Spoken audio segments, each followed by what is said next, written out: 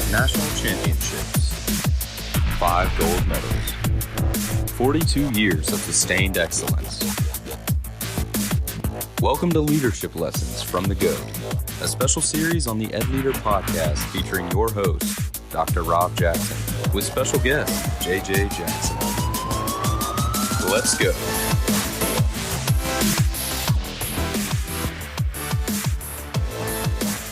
Hi friends, welcome to the EdLeader podcast. I'm your host, Rob Jackson, and I want to thank you for spending time with me today. I hope that in every regular and every special episode of the EdLeader podcast, you hear a values-based, people-centric, servant leadership philosophy permeating every single conversation.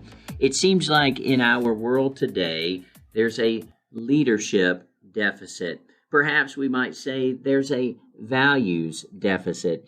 Now, I'm not going to jump on a soapbox or start preaching about the values we should have or any of those sorts of things, but I do believe that there's never been a time where we have needed leaders more than we do today. Regardless of the field, leadership matters. We need great leaders. This special series of the EdLeader podcast is one I am incredibly excited about. Leading with the Heart, based on a book by my hero, Coach Mike Krzyzewski, is one that I'm excited to get into as we parse the lessons on leadership that he shared through his writing. He's actually written 5 books, all just amazing and well worth the time to read them. Mike Krzyzewski, though, why in the world should we pay attention to what a basketball coach has to say about leadership?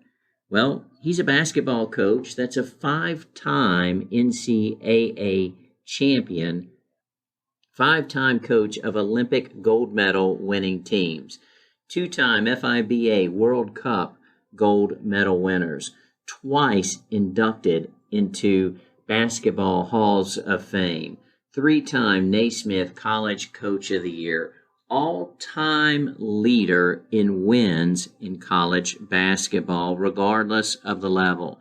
His accolades go on and on and on.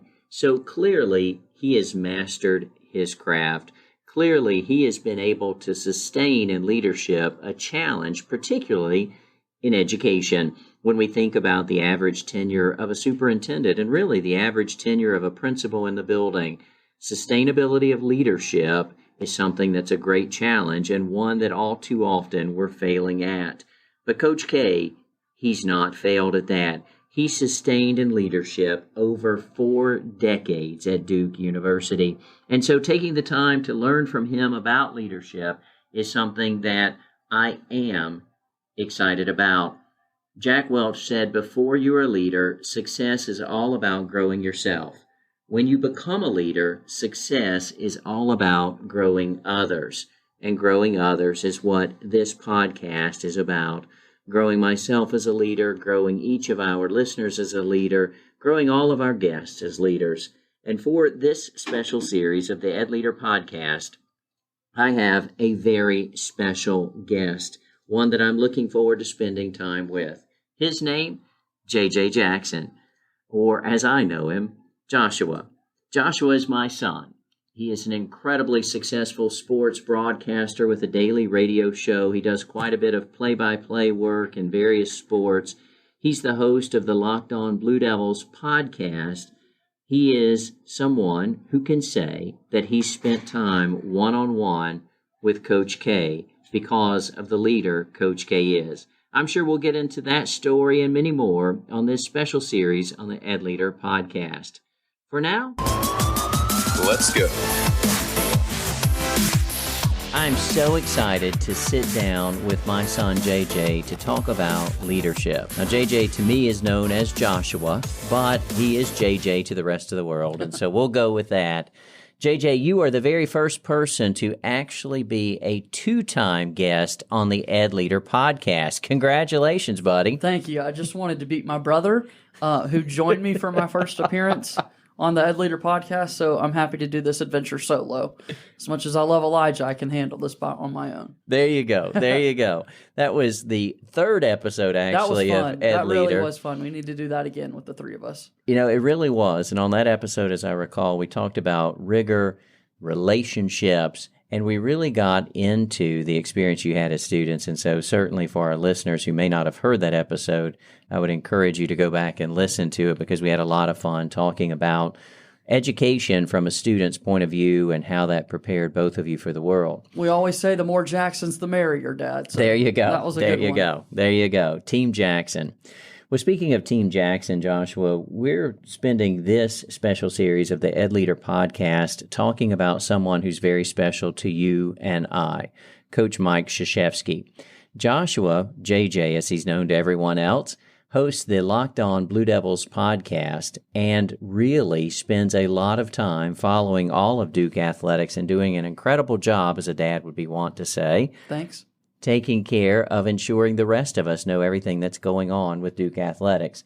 There was a shock heard round the basketball world earlier this year for Duke athletics. What was that, JJ? Yeah, Coach K is going to retire at the end of this upcoming season. A lot of people were wondering when this day would come, as he's set to turn 75 years old in February of 2022. So you knew something like this was coming. As you mentioned in the intro to this series, he's been at Duke for over 4 decades. So Coach K decided now's as good as ever.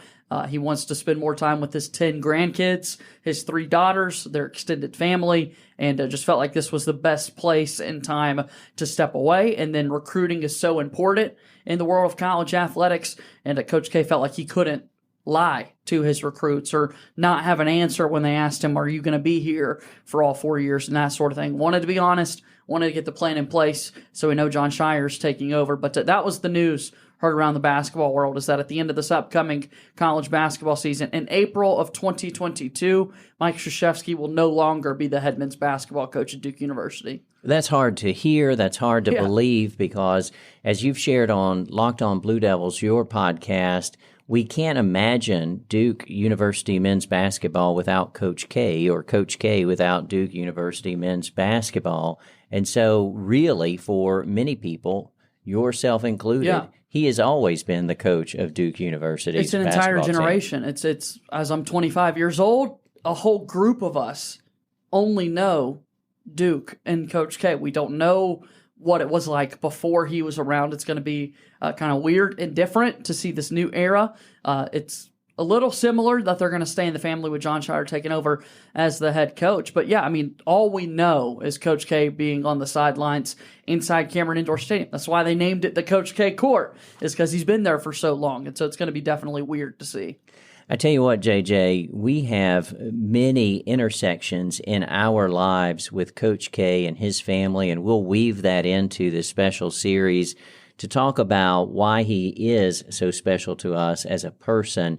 You mentioned him not wanting to be disingenuous with his recruits. He's a man of integrity. He's a man whose values are on display. And after 45 years as the coach of Duke University Blue Devils, we could say we know his values based on his actions. One of my friends, Dr. Tanya Turner, says often that you can talk the talk, you can walk the talk, but your walk talks louder than your talk talks. And essentially what that means is your actions really tell us who you are, and his actions do that. And so I want to hold up him as a model of leadership. JJ, why in the world should someone who's not a basketball fan, not a Duke University basketball fan, maybe not a fan of athletics, care about Coach K as a leader? What qualifies him for GOAT status? GOAT, of course, greatest of all time. Why in the world should we care? Yeah, I think GOAT and the leadership standard might be tough to sort of come to be, but GOAT in basketball sense very much so, is he's got the most wins all time in the history of college basketball, 5 national championships, as you also pointed out in your open there, and the head coach of the Olympics. What makes him so qualified to be a great leader is because he is taking such a pivotal part in young men's lives as they leave the house for the first time at the age of 18 and decide to go off to college. He's responsible for them winning basketball games, but more importantly, turning them into successful men of society, and he's certainly done that over his years. I tell you what, JJ, so you mentioned that he, as a basketball coach, as a college coach, goes and sits down in living rooms with families and tells mom and dad or grandma or the loved one who cares for this young man, trust me with your child's future. And often these are really big futures. These are future millionaires who are going to make a lot of money playing basketball professionally. And he says, trust me. Why in the world should these parents and grandparents trust him? Why do they trust him? Why in the world are these five-star players year after year going to play for Coach K? I mean, you could just point to everything that his players have been able to do on the court. I mean, you just point to success, the number of draft picks, the number of championships they've won, the number of really just numbers. It's a numbers game at that point. When you have trust, you want to have data to back it up, and he absolutely has the data when you look at the number of players that he's put into the league. Absolutely. He truly does.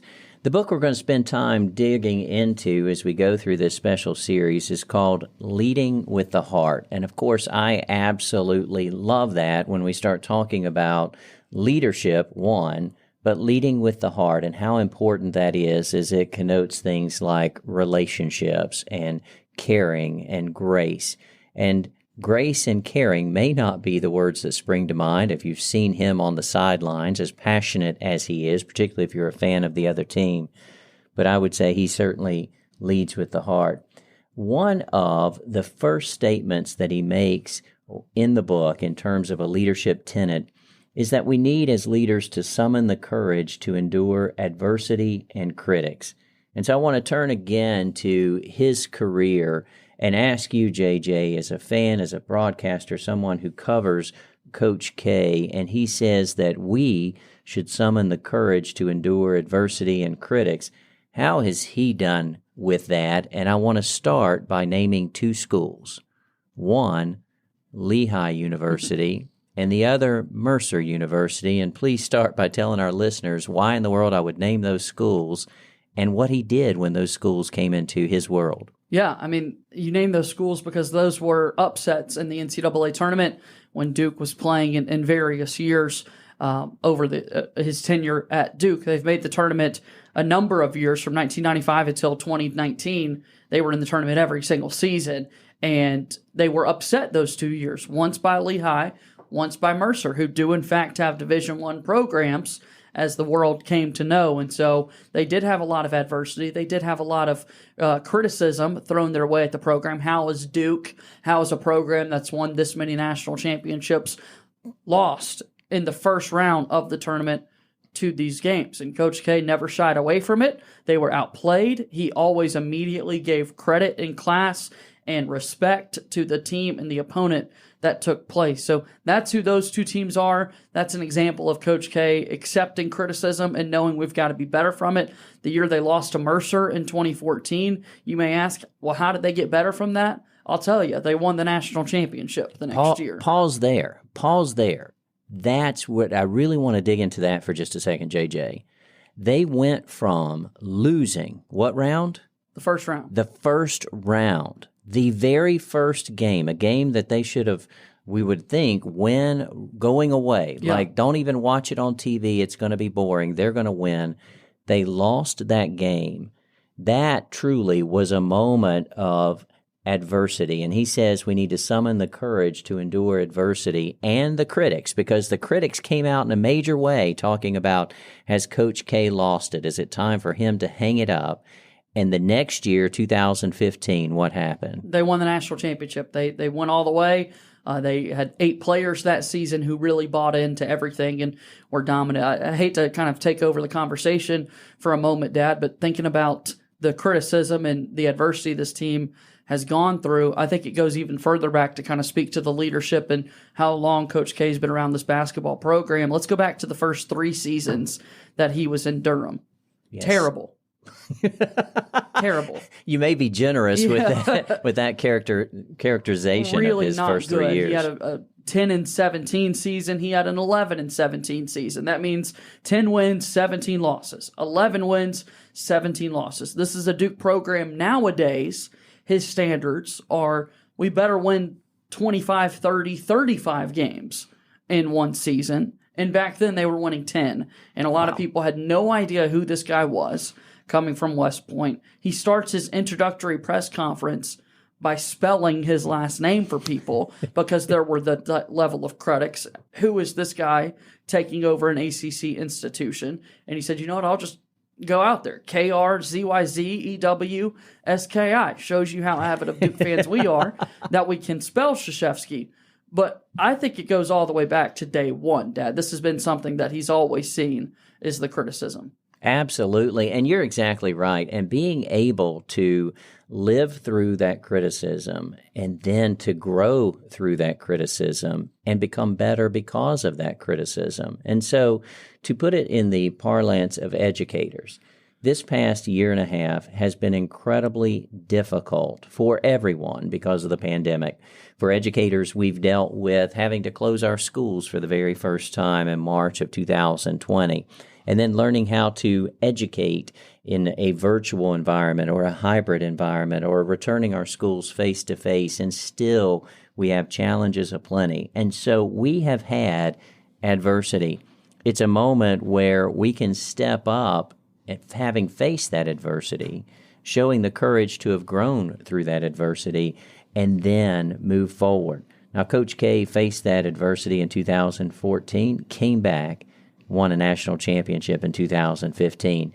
Imagine if we follow that pathway, if we went from the year of the pandemic to all that lies ahead for us going ahead. And so that, to me, is extremely exciting.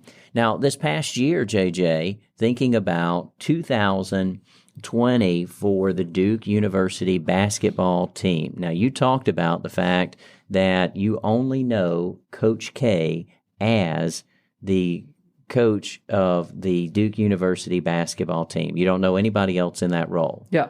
There's something else that you knew until this past March. What was that? Yeah, I mentioned it just a little bit ago. Folks caught it, but they were in the NCAA tournament every year that I was alive. The last time Duke did not make the NCAA tournament, which is where we're talking about these upset losses to Lehigh, to Mercer, a tournament that he has won 5 times, from March of 1995 was the last time he did not make the NCAA tournament. I came into the world in November of 1995. Every tournament after I was born, Duke was a part of it. In 2020, Duke was going to be a 2 seed, a 1 seed. They were going to be a top seed in the entire country before the tournament was canceled due to COVID-19. And then this past year that just came and went, the first year back for college basketball, they didn't make the tournament. The first time in my life, I had to find out that, yes, there is still an NCAA tournament if Duke isn't playing. They do still continue the proceedings and have schools field 64 teams to get up there and going. But yeah, I had to see Duke play or not make it into the NCAA tournament for the first time in my life. And so for the Duke University program and for Coach K as a leader, he faces this time of adversity. They don't make the tournament, and we're used to them winning the tournament, being the number 1 team in the land, and they don't make it. He knows retirement is right there. He could have, with his 5 national championships and all the gold medals that he's coached teams to, and his Hall of Fame inductions, and all of the many accolades that he has earned over 4+ decades, he could have headed to the house.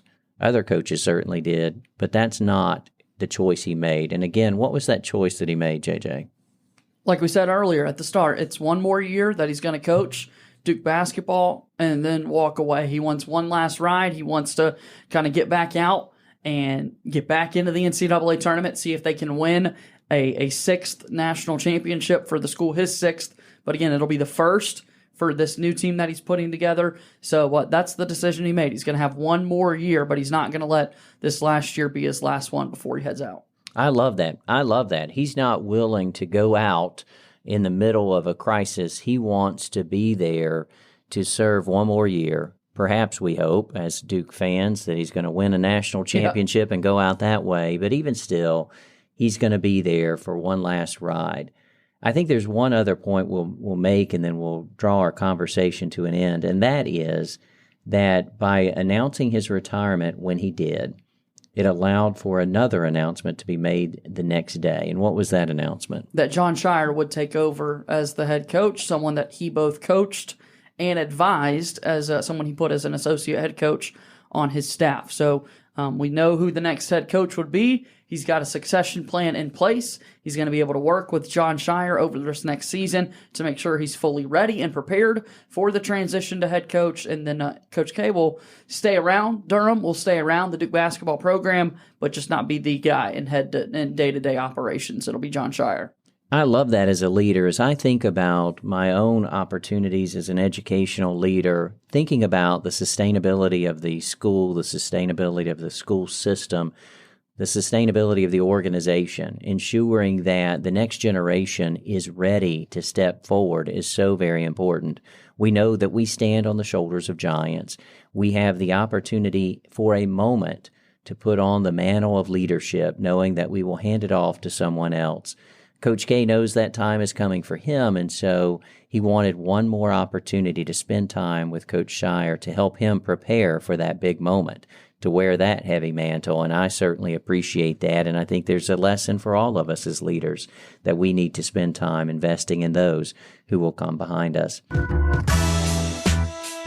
I hope that you've enjoyed this first episode on our special episode on Leading with the Heart with my son, someone I admire greatly, obviously, J.J. Jackson, as we spend time talking about leadership lessons from the GOAT, Coach Mike Krzyzewski.